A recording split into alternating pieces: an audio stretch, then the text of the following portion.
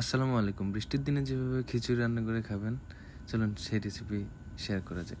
প্রথমে পেঁয়াজ কেটে নিচ্ছি, রসুন, কাঁচামরিচ, আদা সব কিছু পরিমাণ মতো বেটে নিব।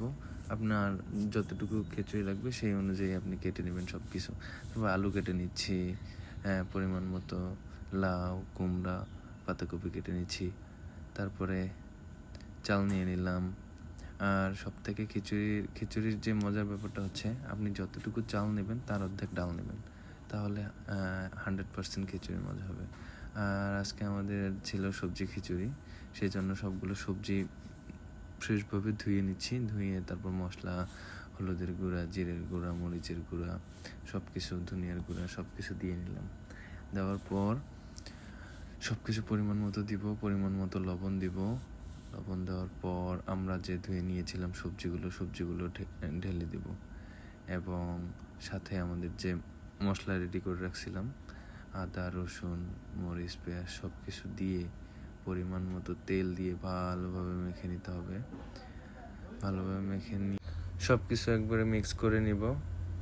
আসলে বৃষ্টির দিন ছিল তো, এই জন্য বৃষ্টির দিনে খিচুড়ি তো জমে ব্যাপারটা। আর একটু তেল দিয়ে নিলাম। তারপর বসিয়ে দিব কিছুক্ষণ। বসানোর পর একটু নেড়ে চেড়ে নিব। এরপর আমাদের প্রয়োজনীয় যতটুকু লাগে আগে থেকে গরম পানি করা ছিল, পর্যাপ্ত পরিমাণ গরম পানি দিয়ে তারপর ঢেকে দিব। এরপর মোটামুটি 30 থেকে 40 মিনিট কুক করার পরে আমাদের কাঙ্ক্ষিত খিচুড়ি রেডি। এভাবেই সবজি ডাল খিচুড়ি হয়ে গেছে। এবং যেহেতু আমাদের পাতলা খিচুড়ি ছিল, আর পাতলা খিচুড়ির সাথে অবশ্যই আমাদের একটু তেলানি দিয়ে নিতে হবে। তার জন্য পেঁয়াজ, রসুন আর কিছু জিরে নিয়ে তারপর ভেজে খিচুড়িতে দিয়ে দিব, তাহলে ঘ্রাণটাও ভালো আসবে। আর এভাবে আমাদের প্রস্তুত হয়ে গেল মজার খিচুড়ি।